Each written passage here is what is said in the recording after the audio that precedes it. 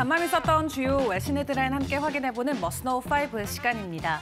현재 뉴욕 증시는 여러 가지 이슈들로 계속돼서 변동성을 이어가고 있죠. 그 안에서도 인플레이션에 대한 우려와 관세 전쟁과 관련된 리스크가 시장에는 큰 변수로 떠오르고 있는데요.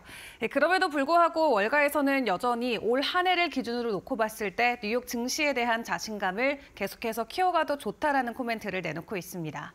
먼저 UBS가 내놓은 입장을 확인을 해보시면 현재 S&P 500 기업 중에 75%가 분기 실적을 발표했는데 이들 중에 60%의 매출이 예상치를 웃돌았다라고 전하면서 75%는 가이던스를 상회하는 결과를 내놓았다고 평가했습니다. 그렇기 때문에 연말까지 S&P 500 지수 6,600선까지도 오를 수 있다라는 전망치를 내놨는데요. 이 기업들의 실적 회복과 견조한 소비 지출이 추가적인 지수 상승을 뒷받침할 수 있는 근거라고 강조하기도 했습니다. 또한 1월 고용 성장률이 둔화되었음에도 고용 시장은 여전히 강세를 보이고 있다며 연준이 25년 말에 금리 인하를 다시 재개할 것으로 예상한다고 내다봤는데요. 다만 오는 6월에 25bp의 금리 인하가 단행될 가능성도 일단은 열어두고 기다리자라는 코멘트를 내놓기도 했습니다. 그리고 최근 화두가 되고 있는 트럼프 2기 정권의 무역 정책에 대해서는 최근 관세 정책 위협이 협상 전략의 일환으로 보고 있다라고 이야기하면서 현 정권이 경제 성장을 위태롭게 할 리스크는 없다라고 분석하기도 했는데요. 이처럼 UBS는 미국 증시에 대한 낙관론을 유지하면서도 향후 경로에서 변동성이 커질 가능성을 열어두기도 했습니다. 다만 미국 증시를 지난 2년 동안 주도해온 매그니피센트 7 기업들은 이번 실적 시즌에서 서프라이즈를 보여주지 못하고 있는 상황이죠. 이에 골드만삭스는 이번 실적 시즌에서 주요 기술 기업들의 매출 성장 둔화를 지적했는데요. 이 M7 중에서 실적 발표를 아직 하지 않은 엔비디아를 제외한 나머지 6개 기업의 매출 증가폭이 컨센 수준에 그치는 등 23년 이후 지속됐던 매출 서프라이즈가 사라진 첫 분기다라는 분석이 나오고 있습니다. 골드만삭스 팀은 이들 기술 기업이 지난 몇 년 동안 S&P 500 매출과 이익 성장을 견인해왔지만 이제는 나머지 493개 기업의 성장 기여도가 확대되고 있다라고 전했는데 실제로 주요 기술 기업들과 그 외 기업들 간의 주당 순이익 격차가 계속해서 벌어지고 있다고 전했습니다. 지난 2023년 4분기에서는 66%였지만 현재는 19%까지 줄어든 상황이고요. 상황이 이렇다 보니까 골드만삭스는 앞으로 AI 2단계 기업에서 AI 3단계 기업으로 투자 초점을 옮겨야 한다라고 조언을 했는데 대표적인 기업으로는 마이크로소프트나 데이터독, 몽고DB, 또 일래스틱 NV 같은 종목들을 최선호주로 꼽기도 했습니다. 일단 트럼프에 대한 관세 정책이 S&P 500 기업들에 대한 이익 전망을 계속해서 위협할 수 있다라는 전망도 동시에 나오고 있지만 골드만삭스와 UBS는 모두 미국 경제의 탄탄한 성장을 전망하면서 S&P 500 지수 연말까지 꾸준히 상승 기조를 이어갈 수 있을 것으로 현재 이야기를 하고 있습니다. 그런 가운데 간밤에 시장 안에서 추가적으로 올랐던 종목들을 놓고 보면은 트럼프 관세와 관련된 종목들이 있겠습니다. 특히 철강과 알루미늄 관련주들의 주가가 간만에 큰 폭의 상승을 보이기도 했는데요. 주요 종목들과 이슈들 점검을 해보도록 하겠습니다.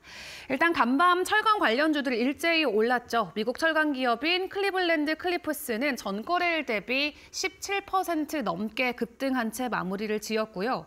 이 미 철강사인 뉴코어 같은 경우도 전거래일보다 5%, US 스틸은 3% 상승을 했습니다. 앞서 트럼프 대통령이 미국으로 수입되는 모든 철강과 알루미늄 제품에 25% 추가 관세를 부과하는 계획을 발표할 것이다라는 예고를 내놨고요. 이르면 오늘 중으로 최종 서명안이 나올 것으로 보여지고 있습니다.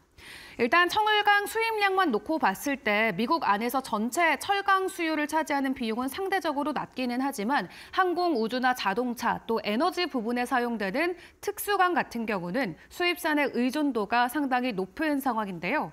이 모건 스탠리 분석에 따르면 미국은 지난 23년 전체 알루미늄 수요의 80% 이상을 수입해온 것으로 확인이 됐습니다.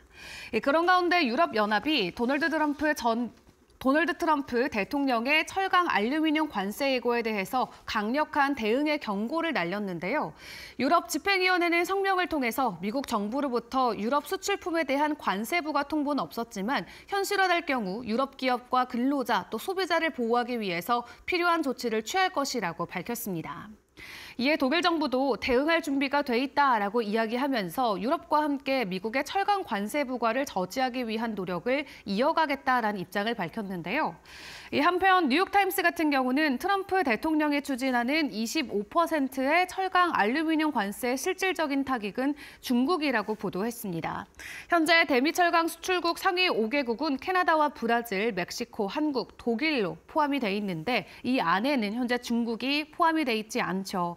다만 중국 같은 경우는 과잉 생산 문제가 전 세계 시장에 저가 철강을 공급하면서 미국 철강 산업에 결론적으로는 타격을 주고 있다라는 분석으로 연결을 해볼 수가 있겠고요. 그렇기 때문에 결국 중국산 철강이 직접 미국으로 수출되지 않더라도 글로벌 시장을 경유해서 미국 철강 산업에 부정적인 영향을 미치는 구조가 형성되고 있다라는 풀이로 생각을 해볼 수가 있겠습니다. 트럼프 대통령은 중국의 과잉 생산 철강이 글로벌 시장을 왜곡하고 있다라고 주장하면서 전 세계를 대상으로 철강 알루미늄 관세 정책을 추진하고 있는 상황인데요. 다만 유럽을 비롯해서 동맹국들이 이에 강하게 반발하며 보복 조치를 예고하고 있기 때문에 글로벌 무역 긴장감은 계속해서 고조가 될 전망입니다. 그런 가운데 오늘 시장 안에서 전해졌던 주요 코멘트도 체크를 해보도록 할 텐데요. 오픈 AI CEO인 샘 올트먼이 앞으로 AI는 투자할수록 성능은 향상되고 가격은 훨씬 더 저렴해질 것이다 라고 이야기하면서 컴퓨터 발전보다도 AI의 발전이 훨씬 더 빠를 수 있다라고 이야기를 했습니다. 개인 블로그를 통해서 해당 내용 공개를 했는데요. 올트먼은 최근 자신의 블로그를 통해서 이 범용 인공지능이죠. AGI 시대가 도래하면 지구상의 모든 사람이 가장 영향력 있는 인물보다 더 많은 것을 청취할 수 있을 것이라면서 AI 발전이 기하급수적으로 가속화되고 있다고 강조했습니다.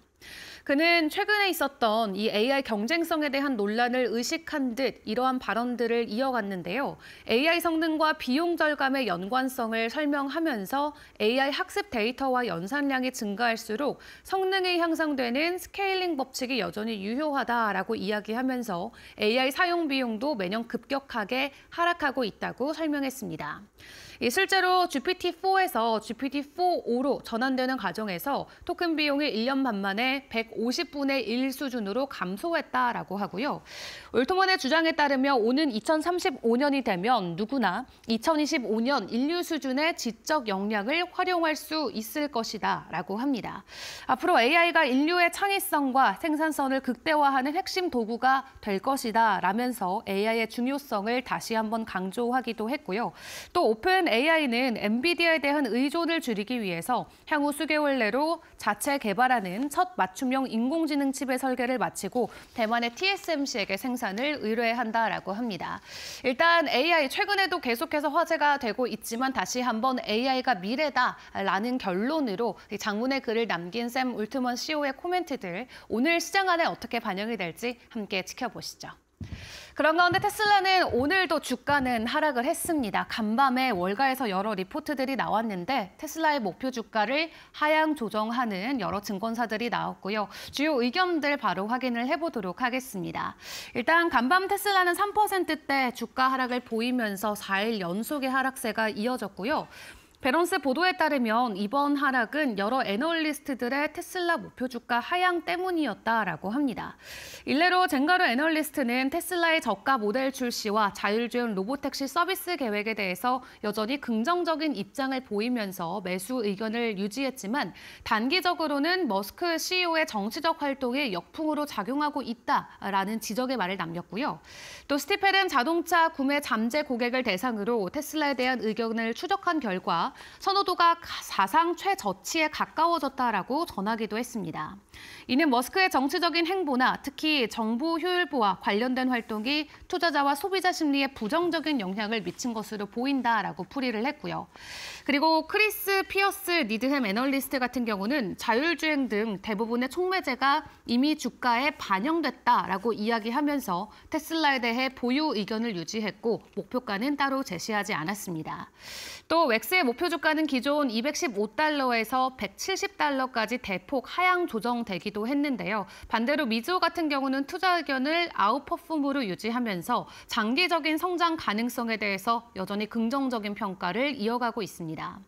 이렇듯 테슬라 주식을 놓고 애널리스트들 중 40%는 매수 의견을 제시하고 있고 S&P 500 기업 평균 매수 의견 비율인 55%보다는 낮은 수치이기는 하지만 여전히 긍정적으로 테슬라의 장밋빛 전망을 그리는 애널리스트들도 많이 존재하는데요. 다만 월가 안에서도 투자 의견이 계속해서 엇갈리고 있는 가운데 최근 투심도 방향성을 크게 잃은 것으로 보여지고 있습니다. 마지막으로 암호화폐 시장 상황 점검해보도록 하겠습니다. 간밤 비트코인이 추가적인 소폭의 상승을 보이면서 97,000달러 선 회복에 나서준 상황인데요. 이 마이크로 스트래티지가 스트래티지로 사명을 변경하고 나서도 비트코인을 적극적으로 매입해 가고 있는 것이 확인이 됐습니다. 이번에도 7,000개 정도 되는 비트코인을 추가적으로 매집을 했는데 보통 마이크로 스트래티지가 비트코인을 추가 매입할 때 비트코인의 주가 반등이 나오곤 했었는데요. 이번에도 동일하게 작용이 되면서 상승 모멘텀까지 이어질 수 있을지 시장 상황 계속해서 주시해보시면 좋을 것 같습니다. 지금까지 머스노우 5시간이었습니다.